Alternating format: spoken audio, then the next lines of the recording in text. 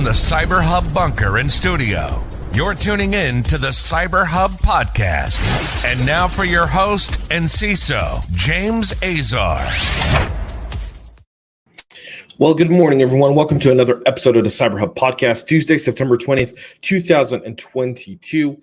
I hope your week is kicking off to a good start. A lot to talk about on today's show, including Uber providing more information on the breach they went through, American Airlines confirming one, a crypto heist for $160 million, and a Decryptor out to help those who are victims of ransomware, and MFA Fatigue, a very interesting write-up on how the use of multi-factor authentication has created a fatigue, and that's only helping threat actors be more successful in their attacks, kind of defeating the purpose of MFA.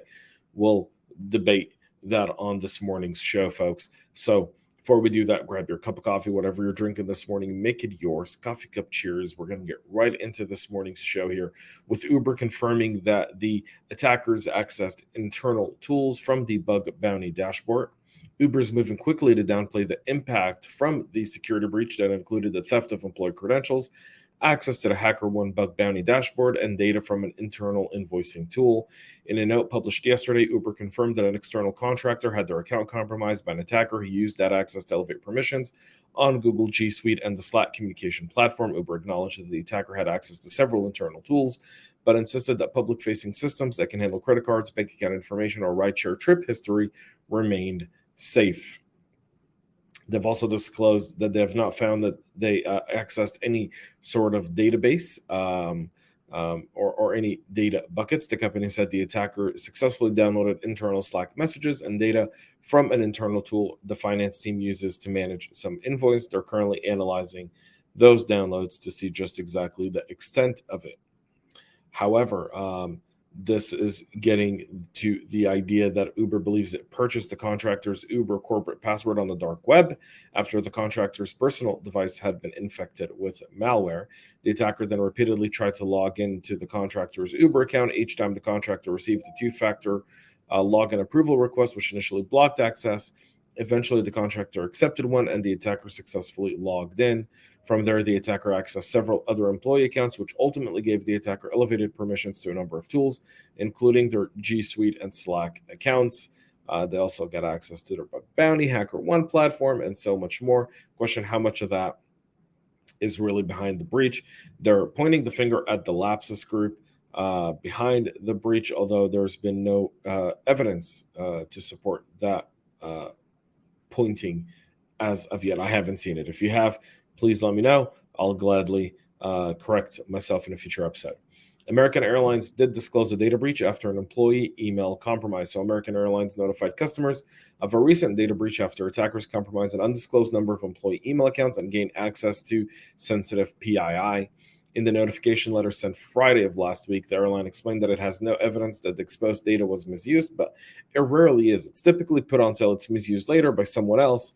And, well, we all know the story there.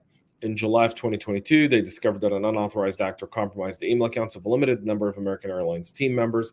Upon discovery of the incident, they secured the applicable email accounts and engaged a third-party forensics firms to conduct a forensic investigation to determine the nature and scope of the incidents. There's no evidence that any of that. There's a limited number of impacted people who part of that breach. They're saying it's very small. They haven't really given a number of people that were compromised by this. They've kept it very, very brief, very basic, meaning, this might be under the threshold or something else. You got to remember one thing about American, by the way. I think they're a publicly traded company, and if so, they've got to report this stuff accurately in their K9. So I'll try to double check their K9s this week. Cryptocurrency company Wintermute says attackers stole $160 million. The cryptocurrency company said that they were hacked for about $160 million, according to their founder and CEO, Evgeny Givoy. It's the latest multi-million-dollar heist within the DeFi space, follows the $625 million being stolen from the Ronin network in March. That was later blamed on North Korea. In a thread on Twitter, Givoy said that the hack hit the company's DeFi operations, but did not affect its centralized finance or OTC services. He's warned customers that there would be disruptions in Wintermute services today and for potentially the next few days as they get back to normal. More recently, the company Nomad, which offered a bridging service between different blockchains, said hackers stole nearly 200 million worth of assets. Now they've got to cache those, and we'll see how that plays out here. Last time this didn't play out very well. They couldn't really cache the crypto they took. They ended up keeping, I think, 1% of it and giving all the rest back. So we'll see just how good Wintermute responds to it. A free decryptor is available for the LockerGoga ransomware victim. If you are a victim of the LockerGoga ransomware, you can now recover your files for free using a new decryption tool available via the No More Ransomware project. The project is available online. Links are in the show notes. You can go and grab that. And our final story of the day, MFA Fatigue. It's the kind of new favorite tactic in high-profile breaches. So we've obviously heard all kinds of people tell us that MFA is the great, it stops 99.9% of all cyber attacks. If you go to our YouTube channel, one of the first videos you'll see there is one where we talk about MFA and the common misconceptions around MFA. MFA is a good blocker. It doesn't stop anything. It's good best practice, but depends on how you implement it and how you're using it. MFA fatigue, constantly approving a sign-in, constantly getting pop-ups, could create a sense of fatigue among the employees, and as such could get them to start looking for shortcuts around it. Therefore, if an employee is a target of MFA fatigue or spam attacks, and what essentially you saw, like with what happened with Uber and American Airlines, again, employee accounts and employee credentials, but in the Uber case, they just kept sending MFA alerts to the employee until they finally hit approve, because they were just sick of all these MFA requests coming up. And it's a good training aspect of it. It's kind of like the single authentication. And what does that single authentication look like? And sorry about that. And what does that single authentication look like is really significant.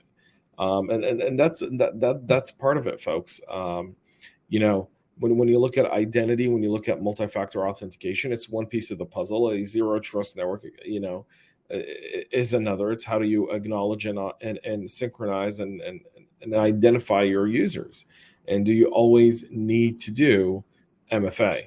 What cases should you be doing MFA? When should you prompt it? And so much more are all part of a larger MFA process, and definitely something to look at that going forward. A lot of here, by the way, from Microsoft, Okta, CyberArk, and many others, and Duo on MFA. So, something there for all y'all to enjoy. Folks, that's it for our show today. We'll be back with a whole lot more tomorrow. Until then, have a great rest of your day, and most importantly, stay cyber safe. We love feedback, so make sure to connect with us on social media and subscribe to our podcast on your favorite podcast listening platform.